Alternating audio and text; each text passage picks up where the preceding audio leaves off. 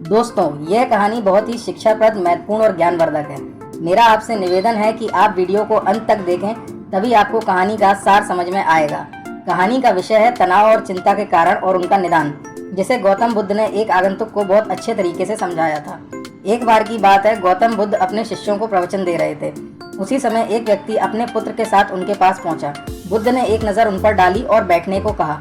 जब उनका प्रवचन समाप्त हो गया, तब उन्होंने आगंतुक से आने का कारण पूछा। उस व्यक्ति ने बताया कि वह अपने पुत्र को गौतम बुद्ध से मिलवाने लाया है। यह हर समय थका हुआ रहता है। इसका स्वभाव भी काफ़ी चिड़चिड़ा हो गया है। यदि हम इसे कुछ कहते हैं तो एक छोटी सी बात पर यह गुस्सा हो जाता है। ऐसा उस व्यक्ति ने गौतम बुद्ध से कहा। मैंने कई डॉक्टरों को भी दिखाया है, वह कहते हैं कि यह तनावग्रस्त रहता है। तनाव का कारण इसकी मनोस्थिति खराब है। गुरुजी, मुझे और मेरे पुत्र को तनाव का मतलब समझ में नहीं आ रहा है। मुझे तनाव का मतलब और इसे दूर करने का तरीका बताने की कृपा करें। मैं यही समझने के लिए आपके पास आया हूँ। यह सुनकर बुद्ध ने व्यक्ति के नौजवान पुत्र को ध्यान से देखा। फिर बुद्ध उस व्यक्ति से कहते हैं कि तनाव एक ऐसी बीमारी है जिसे कोई नहीं चाहता है, फिर भी तनाव इंसान के दिमाग को दीमक की तरह पकड़ लेता है और इंसान समझ ही नहीं पाता है कि वह तनाव में जी रहा है। यदि व्यक्ति तनाव के कारणों को अच्छी तरह से समझ लेता है तो वह इस समस्या का समाधान खुद खोज लेता है। बुद्ध ने कहा कि सबसे पहले मैं तुम्हें बताता हूँ कि तनाव होता क्या है। जब कोई व्यक्ति कोई काम करता है, लेकिन उस समय यदि उसका मन कहीं दूर भटक रहा होता है, कल्पनाओं में होता है, तो उसके शरीर और मन के बीच एक दूरी पैदा होती है। शरीर और मन के बीच की इसी दूरी और खिंचाव को हम तनाव कहते हैं। यदि हम कोई ऐसा कार्य करते हैं जो हमें पसंद नहीं है, तब हमारा शरीर तो उस कार्य को करता है, लेकिन मन कहीं दूर कल्पनाओं में भटकता है, जिससे मन और शरीर के बीच दूरी पैदा होती है, जो तनाव को जन्म देती है। इसीलिए व्यक्ति जो काम कर रहा है उसे मन लगाकर करना चाहिए, जिसे व्यक्ति अंदर तनाव ना हो। जिससे आगे बुद्ध ने कहा है कि तनाव पैदा होने के मुख्य 8 कारण होते हैं, जिन्हें हर व्यक्ति को समझना जरूरी है, जिससे तनाव मुक्त रह सके वह। पहला कारण, अधिक महत्वाकांक्षी होना। महत्वाकांक्षी होना अच्छी बात है, पर इस बात पर ध्यान रखता है कि इंसान के सारे लक्ष्य कभी पूरे नहीं होते हैं।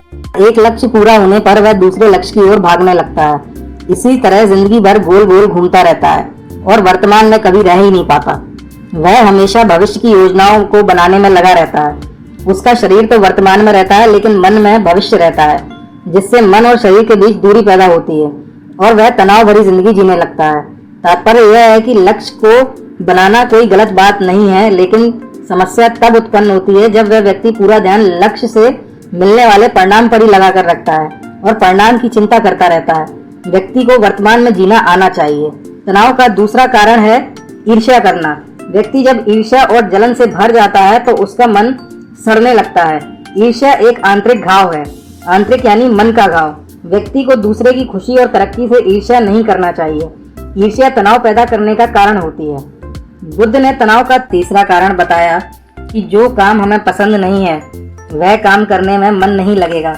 शरीर काम करेगा, मन कहीं कल्पनाओं में रहेगा, जिससे मन और शरीर के बीच दूरी पैदा होगी और व्यक्ति तनावग्रस्त हो जाएगा। तनाव पैदा करने का चौथा कारण होता है कि किसी दूसरे से ज्यादा अपेक्षाएं रखना। जब व्यक्ति दूसरों से या अपनों से ज्यादा अपेक्षाएं रखेगा और उन सब का पूर्ण होना संभव नहीं होता है, तब व्यक्ति तनावग्रस्त होता है। अतः दूसरों से कम अपेक्षाएं रखनी चाहिए। तनाव का पांचवा कारण होता है शारीरिक पीड़ा का होना। जब व्यक्ति किसी शारीरिक पीड़ा से गुजर रहा होता है तो उसका पूरा ध्यान शारीरिक पीड़ा पर रहता है, जिससे पूरा मन दुख के विचारों से भर जाता है, जिससे तनाव पैदा होता है। अतः इंसान को यह समझ लेना चाहिए कि शारीरिक पीड़ा कभी न कभी प्रत्येक व्यक्ति को आती है। अतः ज्यादा सोचकर तनावग्रस्त नहीं होना चाहिए। तनाव का छठवां कारण होता है अपनी योजनाओं को समझने के लिए समय न देना। कोई विचार आने पर बिना सोचे समझे काम करना शुरू कर देना, और जब उस काम में असफलता मिलती है तो व्यक्ति तनावग्रस्त होने लगता है। अतः कोई भी कार्य शुरू करने से पहले उसके परिणाम के बारे में सोच विचार जरूर कर लेना चाहिए। सातवां कारण तनाव का होता है काम को कल पर टालना, जिससे कम समय पर काम पूरा नहीं होता है और काम उतना अच्छा भी नहीं होता है जितना अच्छा समय पर किया जा सकता है वह काम, जिससे तनाव पैदा होता है। तनाव मुक्त रहने के लिए काम को समय से शुरू कर देना चाहिए। आठवां और जो सबसे मुख्य कारण है वह है तनाव का ज्यादा सोचना। लगातार ज्यादा सोचना एक बीमारी है। यह उन इंसानों में ज़्यादा रहती है जो सिर्फ कल्पनाएं करते हैं, अतीत की घटनाओं और भविष्य के बारे में ज़्यादा सोचते रहते हैं, बेवजह अनुमान लगाते रहते हैं। अतः ज़्यादा सोचने की आदत पर लगाम लगाना ज़रूरी है।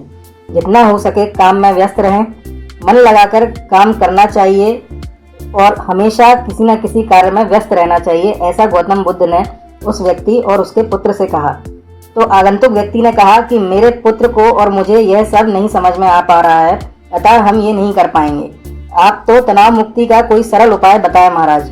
बुद्ध ने कहा, एक बार में एक ही काम मन लगाकर करो, मन यहाँ वहाँ भटकाओ नहीं बिल्कुल भी। तो उसे किसी भी तरीके से कार्य पर ध्यान लगाने की कोशिश करो, यानी कि खाना खा रहे हो तो खाना खाते समय केवल खाने पर ध्यान दो, चलने के समय चलने पर ही ध्यान दो। इस तरह से जो काम कर रहे हो सिर्फ उसी काम पर उस समय ध्यान लगाओ। इस तरह से तुम तनाव से मुक्ति पा सकते हो। दोस्तों, आशा करता हूँ कि आपको कहानी पसंद आई होगी। वीडियो को लाइक करें, चैनल को सब्सक्राइब करें और अंत तक वीडियो में बने रहने के लिए बहुत बहुत धन्यवाद।